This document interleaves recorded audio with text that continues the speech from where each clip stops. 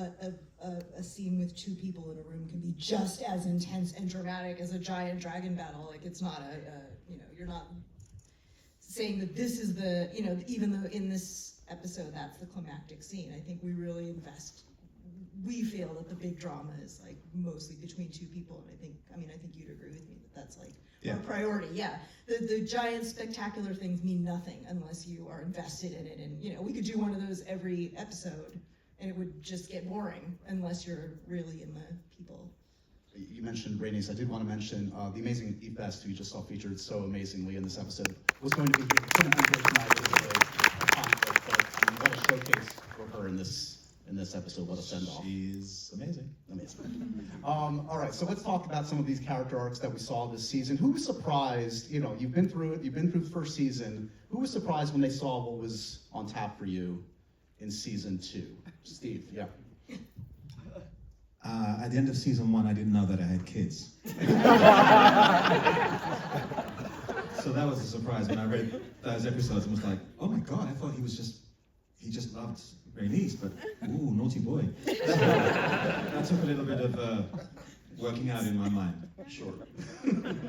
Anyone else think I have a beat on the character, I know what's what, and then these writers have thrown me for a loop? Tom, were you ready to get your face burned off?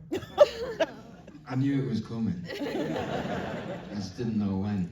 It wasn't just your face, was it? Wasn't just my face, thank you, Bobby. I don't think he needs reminding, he knows. Thank you for that. Yeah. Say that again, Josh.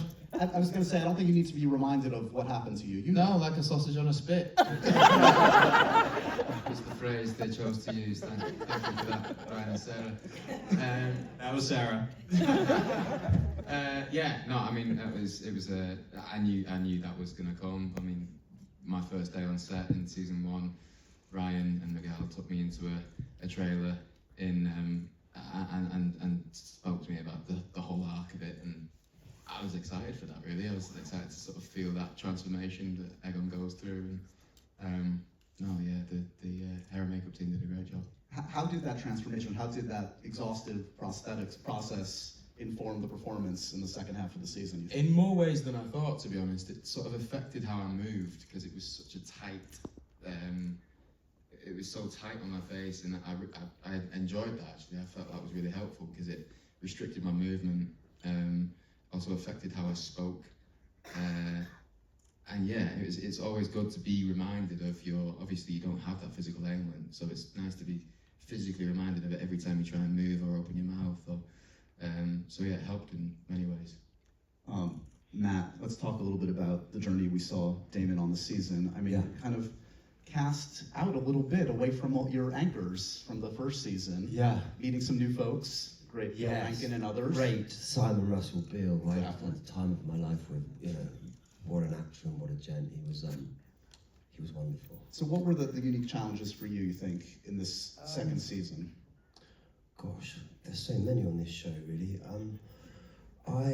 It was trying to make the madness or the journey of that specific, really, without sounding too sort of actory about it, but trying to really root his descent and his kind of spiral into chaos and dreamland and place it somewhere that felt like it made sense to me, really. But it was, and I just missed all my chums. It was quite hard being on my own, apart from the great Simon Russell Beale, who was the best. In honor of the dreams and visions and nightmares, Damon, has anybody had a work-related House of the Dragon dream or nightmare? I get chased by a wig every fucking night. I do feel like we need an extra seat for the wig, too. I didn't know when that would come up. Within the first 5 minutes, obviously. Yeah. But I mean, this is such an all-encompassing show. It's a long production. Do you find that you eat, sleep, and breathe House of the Dragon? It's hard to separate life from work when you're in the midst of it? Emma? My experience of it's a bit like cohabiting with someone. Like I have a lodger.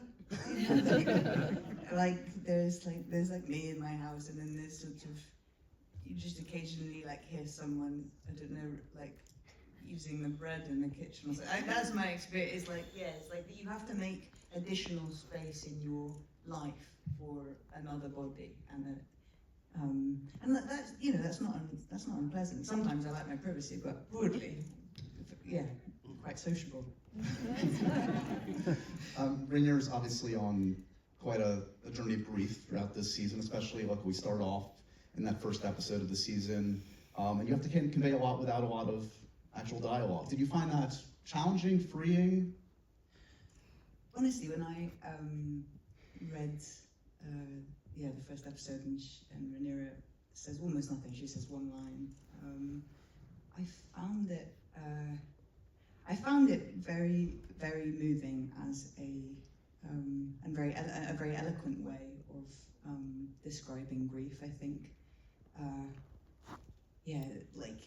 don't know. I was sort of learning about bereavement for the first time, and I think there's some. I think language tends to break down around the loss of someone.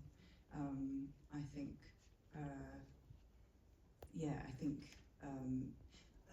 a lot of. I mean, grief is like the landscape of that experience changes so much and sort of so continually, but so much of it is kind of pre-verbal or non-verbal, and I just found it was very moving. That there was no adequate language available. Felt like very eloquent writing to me. Yeah.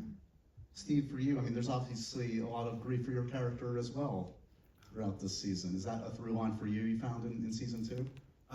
Yes, I think I would echo what Emma has said. When I read what was going to happen, I sort of thought, okay, I better find out a little bit more about grief, close up, you know. And the thing that I kept hearing from things that I'd read and so forth is that it can come in waves. That you think you're over it, that you think you're fine, and then something happens and there it is again. And then trying to portray that in a scene which isn't about that, or the scenes with my illegitimate son, when he tells me how he really feels. Or the fact that all the time that we've known Corliss, he is someone who, whenever there's an emotional problem, he escapes to the sea. In this case, he can't because his ship is in a state of disrepair. So he's left having to face up to this whole shenanigan, this whole thing. He's the one person who, I often say to people that the only time you see Corliss completely and honestly as himself is in the scenes with his wife. And then she's gone, and now it's like, oh, now he's left adrift, or what's he going to do? And so it was a very interesting exploration for me, trying to portray that and go through that journey. Ryan and Sarah, I'm curious, like, how much of your writing, the arcs of these stories in season 2, was informed by what you saw from your actors in season 1. They show off what they can do. You see the relationships in front of you, how they develop. Did that inform sort of the arcs of the characters at all in season 2?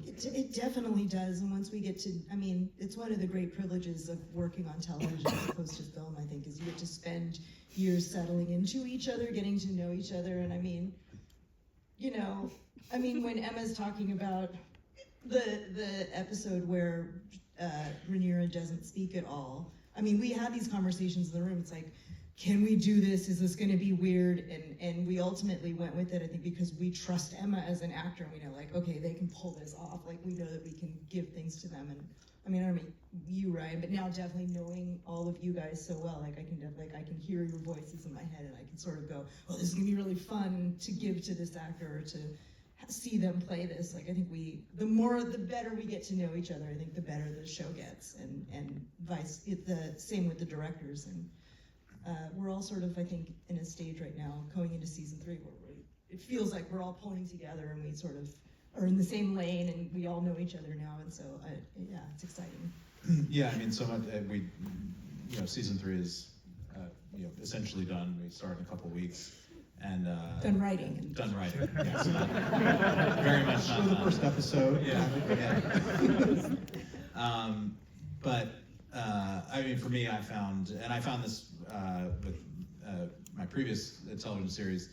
As you go along, as the characters as the actors embody the characters, it actually becomes much easier to write in a more interesting way, because you get to know everybody really well. And I mean, I found season 3 not easy. I mean, it's never easy, but it's just much. There's much more shape and depth to it right out of the gate because you're writing for people. Whereas season 1, Sarah and I largely wrote. It's like a novel because there was nobody. I mean, we had archetypes and ideas of types and things that we wanted, but you're largely writing something without a face and a name to it. And now that season 3, because so much of the cast of characters has been solidified. I mean, there are some new characters this season, some major new characters this season, but I would say 85% of them we already knew who they were, and it just makes it much more rewarding to write it, because when you write a scene between when you write a Damon and Rhaenyra scene or a Rhaenyra and an Alicent scene, you can hear the voices of those characters performing it. You know what everybody can do here, and it can push the writing in a way that maybe wouldn't have happened if you were writing a season 1 script. Speaking of Rhaenyra and Alicent, Olivia, let's talk about that very key relationship. I mean, you obviously felt a connection with each other working together, but then you see the fan. Yeah, nothing. There's nothing. Body language experts, watch. No. Were you surprised though? Have you been surprised by I've talked to Emma a little bit about the fandom around the relationship on screen. It must be shocking to see sort of how it took on a life of its own, to see how the fans have just really embraced that relationship. Yeah, it's been amazing and really beautiful. I've never been sort of a part of a character and something that takes on a mythology of its own. And I think that's really gorgeous. And I love how embracing a lot of people have been for our characters, because I mean, Alicent's tricky. She's tricky. But in terms of our relationship, it's been gorgeous to sort of play with just the intricacies and just how layered and hard and sticky the relationship is now, especially in season 2, but also the deep relief and comfort they still find in each other. So it's beautiful writing and really gorgeous to play that, and it's so few and far between, because Emma and I barely saw each other last season. We'd have stolen moments in the car park, and that was about it. Yeah, I was going to say, I mean, some of the most key relationships in the show, particularly in this last season, the characters didn't share a lot of screen time with each other, whether it's Rhaenyra and Alicent, Rhaenyra and Damon. Is that something that raises the stakes when you're doing 1 of 2 scenes with Matt over a season? This is going to be, all eyes are going to be on this scene. We have to convey a lot in a little time. Yeah, 100%. I had exactly the same thing. I think Rhaenyra kind of exists between 2 poles, and they're here and here. And it was a challenge for me to go into a season where neither of those poles are easily accessible. And it's there's you're aware of a broader pressure on the scene. You know that it has to deliver at a certain level. I think often, this is what I guess Sarah and Ryan was saying, the show tries to deliver dramatic scale within kind of small spaces or something, and so that's a challenge. But also, personally, I cherish those scenes, and there's sort of personal stakes there too. Yeah. Matt, what do you recall about your climactic scene with Emma and bending the knee at last? Wow, I just sort of love being around Emma on it's I think we sort of look forward to those moments, right? Not to speak on behalf of you, but I really missed them actually this season, I have to say. But when we were back together, it was good. Just got to hit a cup and be angry. Sarah, I believe you wrote that episode, Sarah, correct? That's episode 8? Yes. And writing that final... Yes. Yes, I can confirm. Yeah. But again, that's a moment, it's been building to that moment.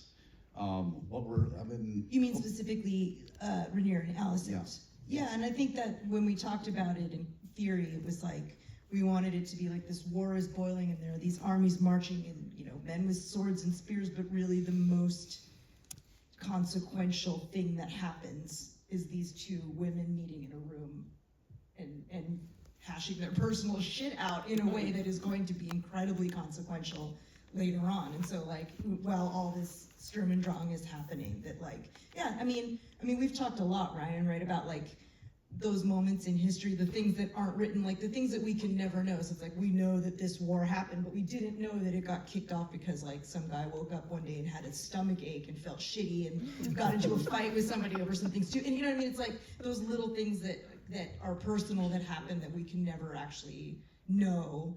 You know, you never know how much of history happened because of some petty, you know, somebody got their ego bruised or whatever it was. So I think we definitely were going for there. And sort of at the end it's like all these armies are marching, but the real important thing is that these two people have come together and managed to communicate with each other, and that's going to change everything. So yeah, it was a fun thing to write, and also it's just like when you come into that writing, it's fun. It's going like, yes, it's going to be Em and Olivia in a room just like, you know, circling each other, and it's going to be amazing. Like it's a fun thing to write. Fabian, let's talk about Kristen Cole and his exceptional duties as Hand of the King. Are you defensive about that? Do you defend Kristen to your dying day and his actions? Where's my lawyer?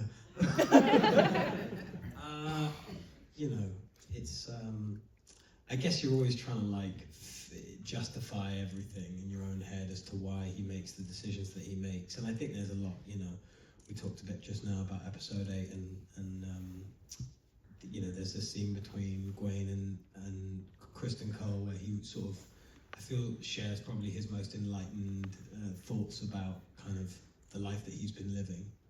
I think it's weird, you know, because he's a character who so wants to be away from like this place that he's been sort of firmly put in the middle of in a job that I don't think he's, you know, particularly suited to. And I think there's this like pull of like, I don't think he wants to leave because he's got these incredibly overwhelming feelings for Alison, but then I also think there's this huge desire to get out and no longer be sort of confined to this like very intense Machiavellian world that he just doesn't belong in at all. So it's but yeah, do I condone everything? I don't know. You know, I try. Do you all envision yourselves as the hero of this story? Ewan, can you make the case for Aemond as the hero of House of the Dragon? No, not a very strong one. I don't know. I think Aemond definitely feels like he is the hero of his own story. But like, as you saw in that episode there, like after what he does to Aegon, it kind of raises the question of like, you know, who does this kid bow to? You know, what is his agenda? You know, he took out one of the major players on his own team, on Team Green, a major asset in killing another dragon, and so it's like, who is this kid serving? And I guess you'll never know. What do you think would surprise an actor about what it's like to be on the set of this? I mean, obviously the scale, it doesn't get any bigger than House of the Dragon. But what would you say to an actor that maybe what they wouldn't realize about the vibe on these sets? It's a lot of laughter, I think. Like, genuinely, like, I don't know that I've laughed more on a job, like, than I have, like, during the filming of these, like, 2 seasons. Also, Fabian is like trapped in a tin can, so when he laughs, he's just like juddering. So like Saban is just like, Fabian, just get it together. Honestly, watching him eat his lunch is just a 3-act play. It's the best. It's just honestly like I'm walking in every day. I sort of feel this huge, like this feeling within me that I need to get out of this fucking room. just for like 2 minutes so I can have lunch. And if you want to do anything, it's like a 45-minute ordeal to get long-suffering costume. Absolutely, it's like 19 people trying to like, take this armor off at any given moment. Fabian tripped down some stairs and it honestly sounded like a drum kit.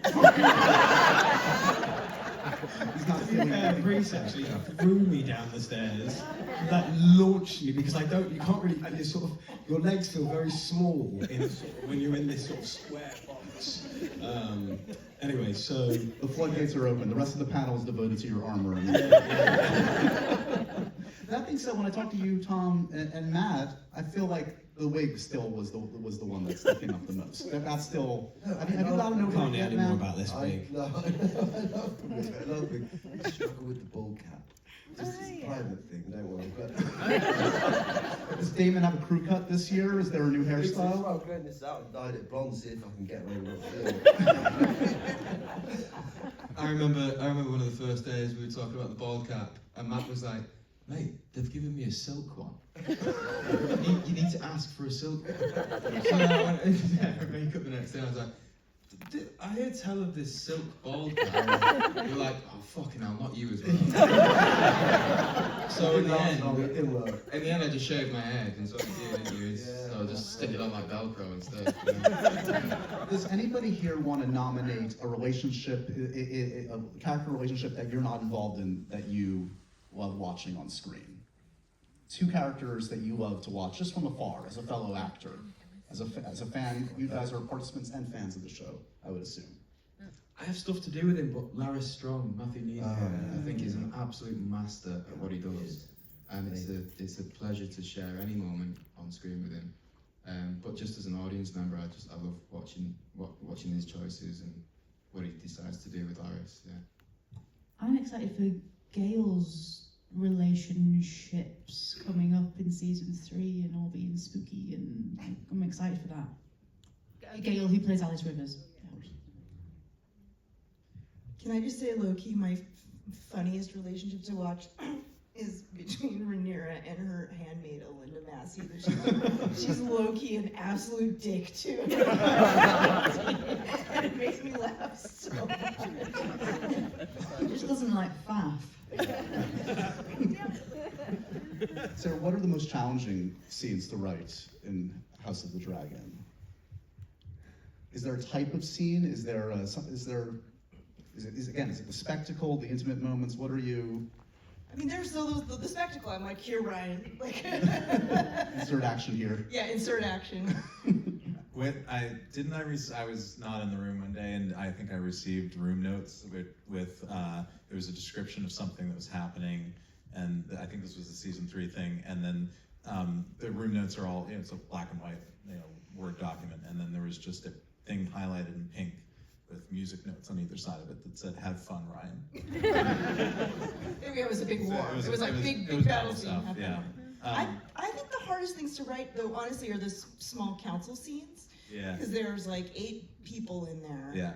Every single one of them has an agenda. There's a ton of information that you're trying to feed into the audience, but there's like, everyone's got their thing going on. You want to make sure, like, But it's better when everybody has an agenda. It's when, yeah. because those scenes are like exposition vehicles, but if you can, that's the trick, is like giving everybody They have an angle. the thing that they're angled, because then it's a character scene versus just like, here's all this stuff going on. Here's the news update for Westeros. Sometimes it's like, we're trying to get everything on the track to happen, and it's 4 pages long, and it's like, oh shit, we forgot to give lines to this guy. Like, you're trying to, it's very, not Jenga Tower, but like, you're sort of trying to, there's a million moving parts, and people are looking at each other, and there's always, it's a free-for-all in there. Yeah, they're great fun. I mean, for me, I think, yes to that.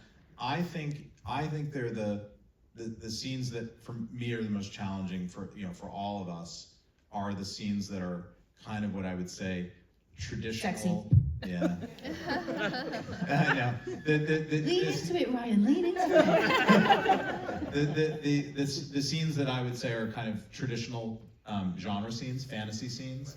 So we have this thing where like a bunch of people in the show we've seen talk about the Song of Ice and Fire and Viserys passing it on, and then we saw Rhaenyra pass it on to Jace, and just as an example of like, I would say that is House of the Dragon as it's at its most fantasy, where it's basically like leaning in and saying, okay, remember everybody, this isn't just a medieval history. There's a fantasy element to it.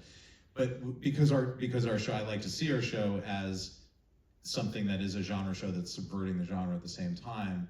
it's not shying away from that stuff, not being embarrassed about that stuff, which I think other fantasy shows have done. We're a fantasy show and we're proud of it.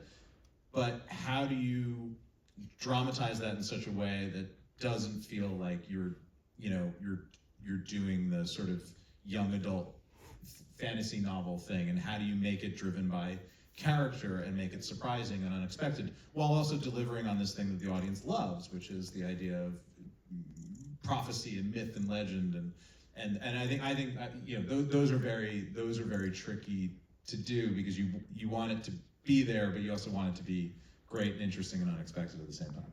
Well, I think this episode is a great reminder also. I mean, the dragon stuff in this episode is amazing. It's amazingly rendered, but also the acting that you guys do. And we have a bunch of dragon riders on the stage here. Well done, everybody. And like conveying so much. I mean, I'm so sad that Eve's not with us. I mean, what she conveys in those unspoken moments, in what must be like a very a tough situation, like a hard situation to kind of like be a pure actor. And she's essentially sitting on a buck and bronco from like Saddleback Ranch. Like, it is, and with like a grip, with a leaf blower blowing in your face. It's the least immersive experience you can offer, and Coming soon to a theme park near you. Yeah. I said we should leaf just blow, like there's like right. I mean, we should charge £100 and just let people go up there, and then we could pay for season 4. Do any of the dragon riders want to attest to that? What's it like to be up there, and is it easy to lose yourself? I mean, that takes commitment. The leaf blower is true. two guys with leaf blowers, like. And the jet wash. And the jet wash, yeah. That was great. You're just sort of hanging from a hydraulic crane. For 10 hours. A camera looking. With lunch. Yeah, 20-minute break somewhere in there. Yeah. I mean, not to bring it back to Fabian, but he also had a fake horse. Hold on. Let's talk about that. Don't do it like that.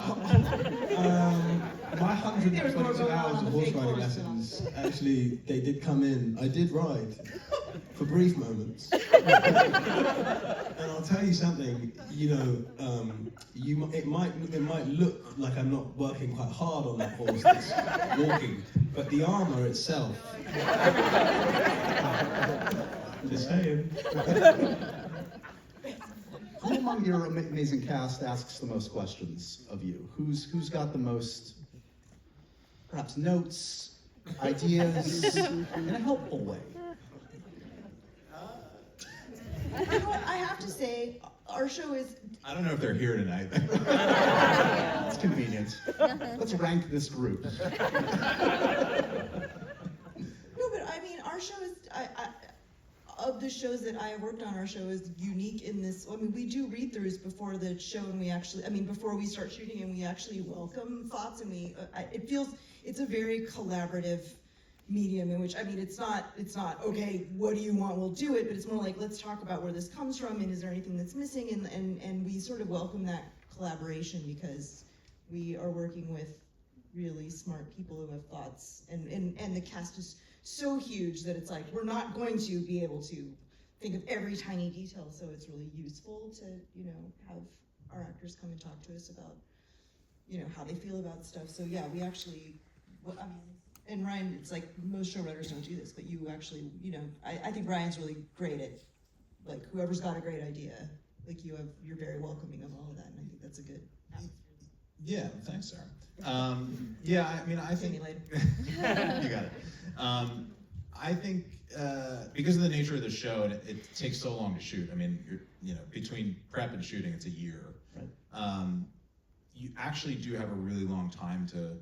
I mean, you're shooting a scene every day, so obviously you're turning cards over that we can't go back and do that again. But we're in kind of constant dialogue the entire year with not only writers and cast, but also directors involved with it, and everybody. It's all dimensionalizing. Like, the scripts are 2-dimensional because it's just words on a page, and then and a director brings their kind of directorial vision to it, and that adds a dimension. The cast brings the dimension of embodying the role and bringing all the nuance and the things that aren't written on the page they bring to the scene. And I think it's just being that being. This is a collaborative medium, so I think and it's a true multimedia, multimedium, where it's not just writing, it's not just acting, it's not just directing, it's set design, costume design, all those things coming together. And I think just being open to that and taking advantage of the fact that it's a slow process making the show, and there are multiple opportunities to be in dialogue with everybody, all these guys and everybody that makes the show, to fully realize it and its potential. But also it's Fabian. It's his course, really. Fake course had lots of questions. What is like the smallest, or it doesn't have to be small, production detail that's been helpful to any of you on set, whether it's a piece of costuming, a wig, it's not going to be the wig, we're not going to go there. But because, I mean, the production design, the costumes, everything about this is so meticulous, it's top notch in every respect. It all must be helpful, but is there anything any of you can pinpoint that's really like kind of locked you into a character? They've got these very comfortable chairs that you can sort of fold back on, and in my armour it's really uncomfortable for me during lunchtime. And I'm really grateful that they got those in for season 2. They're from IKEA. Yeah, I've heard. We're going to take that microphone away from you. But I mean, getting into wardrobe, I mean, the eye patch does 10% of the work, I would imagine, at least. You would? Pretty much all of it as well. Yeah, the eye patch is the finishing touch, with all of, Amanda Knight's incredible artistry and Caroline McCall's costumes. They're just, like every department on this, like they are at the top of their game, and there's just this, there's just a massive amount of passion from Ryan, and it bleeds through all of those departments. And as an actor, you just want to help realize the vision of the writers and all the directors, and that passion is contagious. I'd love to give it a little bit more love to a couple of relationships we haven't touched on tonight. I mean, again, it's featured in this episode. The scene between Alicent and Aegon is just kind of, I mean, you kind of break poor Aegon's spirit. How dare you? Yeah, he deserves it. But can you talk a little bit, what do you recall about that moment? It does feel like, I mean, was that a key moment for you, Tom, in terms of like, it does feel like there's a shift in a realization for you in that moment? Yeah, I mean, it's kind of the definition of kicking a dog when it's down. I really enjoyed that day. Did you? Yeah. I remember. Shut up. I think it helped, if anything. Anyway, that's a story for another time. No, I thought I enjoyed that, and what's great about working with Liv is it always feels different. And we try something, and there were little nuances, little moments that were working, really clicking in. And we'd keep those, and it was kind of an unspoken dialogue we were having with each other. And it just felt like we locked in. And for Aegon, poor guy, I just feel eternally sorry for him. I love him to bits, and I think he's an absolute tragic case. And I just want the best for him, Josh. We're all rooting for that poor guy. What a sweetie.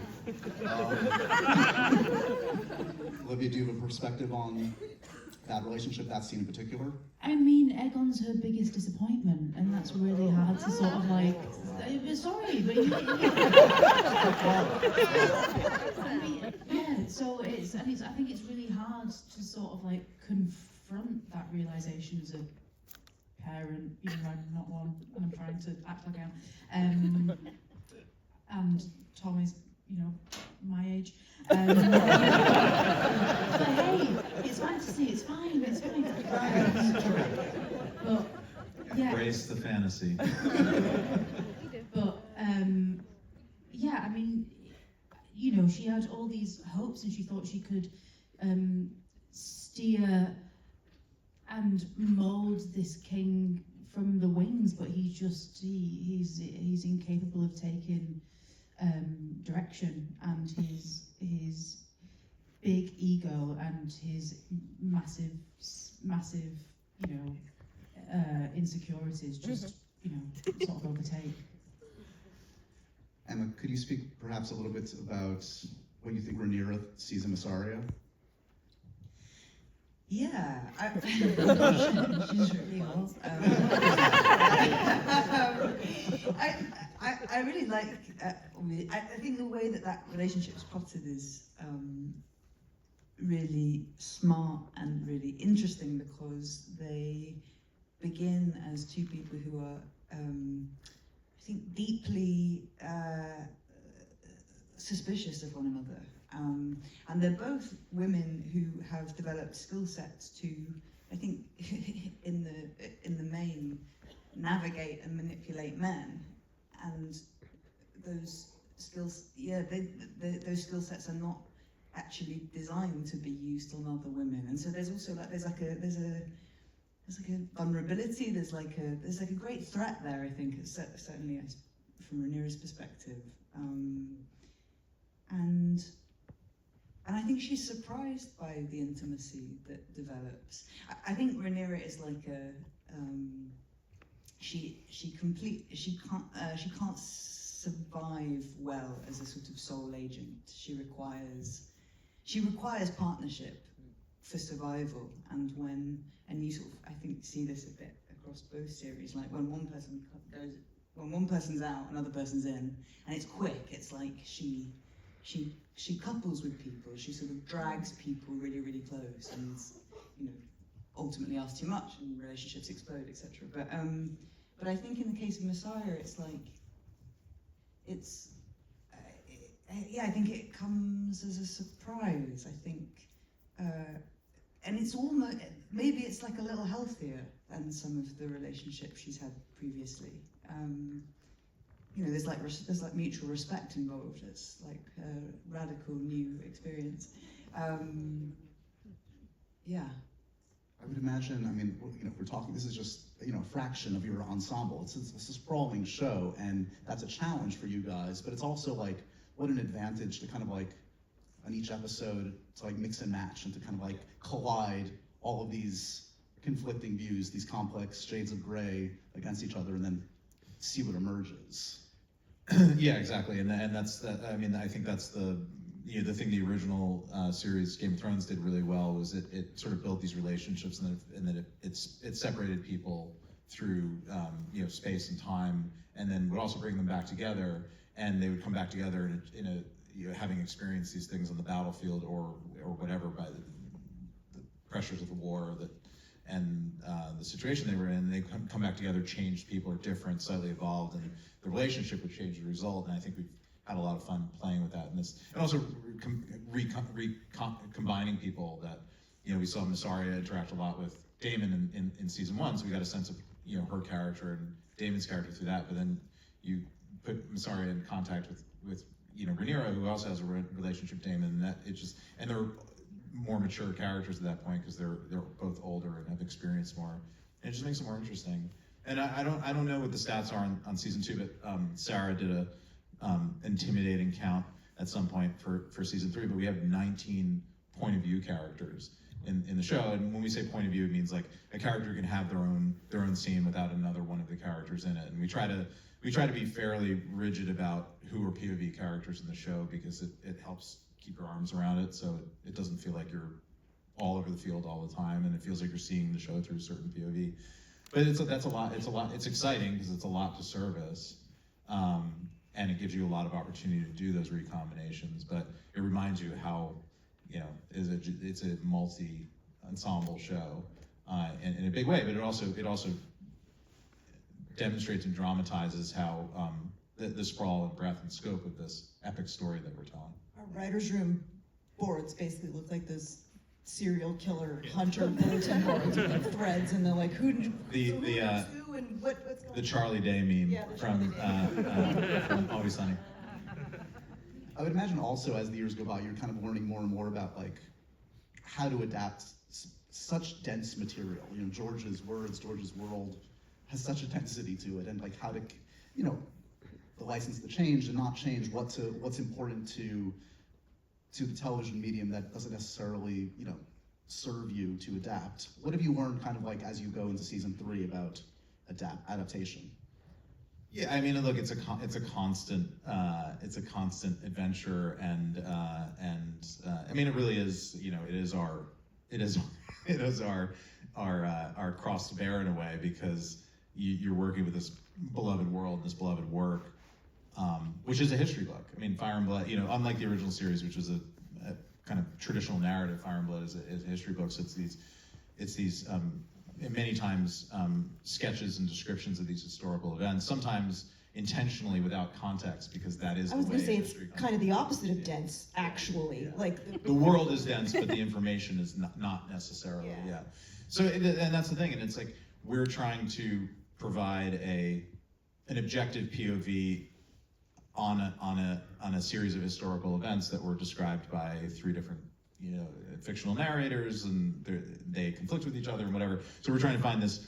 This is our through line. The writers, Sarah and I, our through line through this very complex thing, and our interpretation of that is going to be different than this person's interpretation, that person's interpretation. So I think that's the thing, is like keeping on that, and keeping your true north through it all. And for me, it's always been, I've been a fan of these books for 25 years. I mean, I discovered these books in the year 2000, and immediately had this resonant bond with them. And I've lived in it, I've studied it, I've listened to all the audiobooks, all of them. I've read the books multiple times, and I feel like I've lived in the world. So my approach to it has always been, what is the show that I want to see as a successor to Game of Thrones, which I'm also a giant fan of, the show and the book.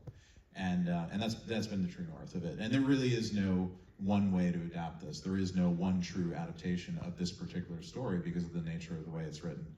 And look, there's a constant dialogue between us, and it's collaboration and compromise all the time. I mean, Sarah and I have different point of views on things, and sometimes those come together in synergy, and sometimes it's going to the other writers and saying, okay, who's right and who's wrong here, and it's that thing that we talked about earlier, is listening and finding your way through it. So as we sit here, this cast has just reunited very recently, and we're heading into season 3. Mm-hmm. Have you all read material? Have you read their work for season 3? Should we just do a table read of episode 1? Dust off the cobwebs, they're here. You're asking them who did their homework. Yeah. Who made requests going into season 3, and who did you honor? Whose request did you actually honor? I know you talked to me about wanting a little action, wanting a weapon. Yeah. As a dream come true, you fulfill Emma's dream. Am I allowed to answer that? We're on very, very shaky ground here, Dave. I got what I wanted, folks. I remember season 2, Olivia was just like, please, can I go to Spain? We made that happen. Yeah, because everyone else wanted to go to Spain. Yeah, and have Season fun. 1, everyone still had so much fun. She's like, I've been in the Red Keep for so long. So, I remember we were like, Olivia, you're gonna get to go to Spain, but we're gonna hit you in the face with a fish. And she was like, fine. Yeah, deal. And yeah, he fucking hit me in the face. The guy who hit me in the face with the fish was a pro cricketer. My head swiveled. Nothing but the very best. The first take was the best take. I think he just hit you The right. first time he hit my crotch, and I was like, higher up. And the second time he got me square in the jaw. It's a very excellent way to misdirect my question about season 3. Well done, guys. Anything you want to tease? We're going to wrap this up now. Is there anything you can say? Sure. The goat is back. The goat is back. Dell. Yeah, I mean, I think the exciting thing about season 3 is that it's. I mean, season 2 is huge. Season 3 is huger in many ways, and there are like I was doing a little count in my head because I knew this question was coming, but I think there are sort of by my quick count on stage. Don't hold me to this, but there are 4 sort of major events from the book that we get to adapt and realize in 3 dimensions in this season. I think that's really exciting on like a scope and scale sort of perspective, and I think it's the thing the show does really well. And I mean the things that we're building, and it's mind-boggling. But I think the thing that I'm most excited about, and I've talked about this a lot, is from a dramatic perspective, is that we got to have a little fun this season, and there's a conceptual episode this season that I'm really excited about, that Sarah wrote, that's amazing, and that's all I'm going to say about it. But you know, I think conceptual episode meaning that it isn't in the sort of traditional vernacular of what we've sort of laid out as the structure of the traditional, you know, House of the Dragon episode. And it's very character driven, but it's I think it's really great, and I'm really excited to see it rendered, because the things that excite me the most on the show are the storytelling, the writing, letting the actors go and do the things that they're best at. And anyway, so and I think that's a great thing about what we do well, is delivering on the big, you know, spectacle scale, but also doing the chamber drama in a really interesting way. I'm excited about the bottle episode about Kristen and his armor that's coming. Just teased. Coming soon, guys, next season. Look, the degree of difficulty on the show is off the charts, and you guys truly accomplish it, and it's in no small part because of this remarkable cast. So thank you guys so much for being with us.